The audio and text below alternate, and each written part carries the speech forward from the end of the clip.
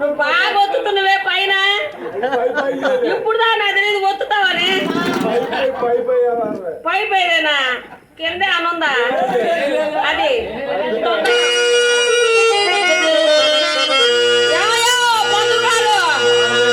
నా భర్త నా పెళ్ళి మా ఆయన నా మొగుడు ఆయన కనపడ్డానంటయ్యా.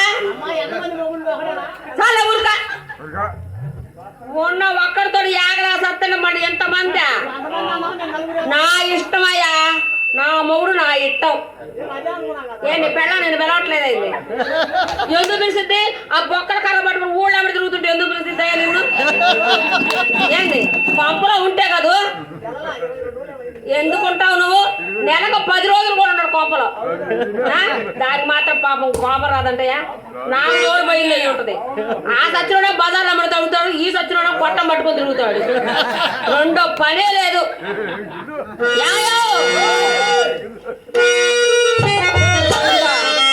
తర్వాత వస్తుంది కానీ మా ఆయన కనపడితే చెప్పు కొద్దిగా.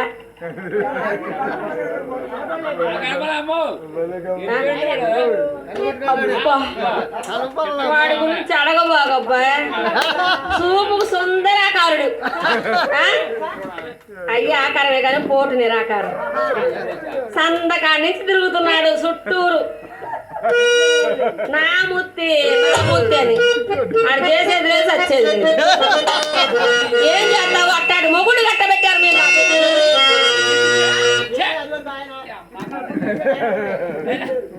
వాడేమో బజార్లో అమ్మడి తిరుగుతాడు, ఇతను నా చుట్టూ తిరుగుతాడు. ఇంకా రెండో పనే లేదు. ఏమైనా అయింది వాడిని బజారు పంపించేదే ఇతను నా చుట్టూ తిరగడానికి. ఏం చేసేది లేదు సచ్చేది లేదు, తిరగటం వరకే.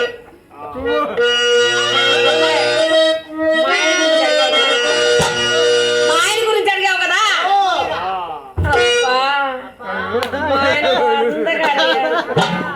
వాడి గురించి చెప్పాలంటే అంతా ఇంత కాదు. చెప్పనా? మంచి పనివంతుడు అయ్యో మా ఆయన. ఆయనకి 2 పెద్ద పెద్ద అవి కూడా ఉన్నాయి. అవి చూసి మోజుపడి పెళ్లి చేసుకున్నా. మేసాలే ఇయే ఇంత పెద్దగా ఉన్నాయి, ఇంకా అంత పెద్దగా ఉండదు అనుకున్నాదబ్బా. అదిలే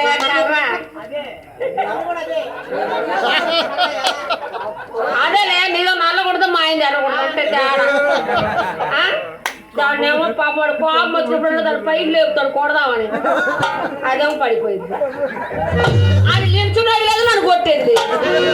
అట్టాటి మొగుండి కట్టబెట్టారు.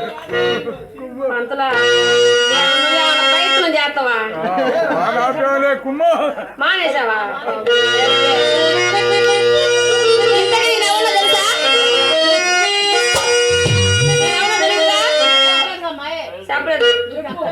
అబ్బో ఇంకొక అందగాడు కూర్చున్నాడు గేడా. ఏమయ్యో నా గురించి అని తెలుసా నీకు? తెలీదుగా. నేను ఈ ఊరింటికి అక్కడ పెళ్ళాన్ని. నా పేరు ముత్తి అంటారు. నేను మాదిగోళ్ళ పిల్లనయ్యా. నేను మాదిగోళ్ళ పిల్లనండి సాములా.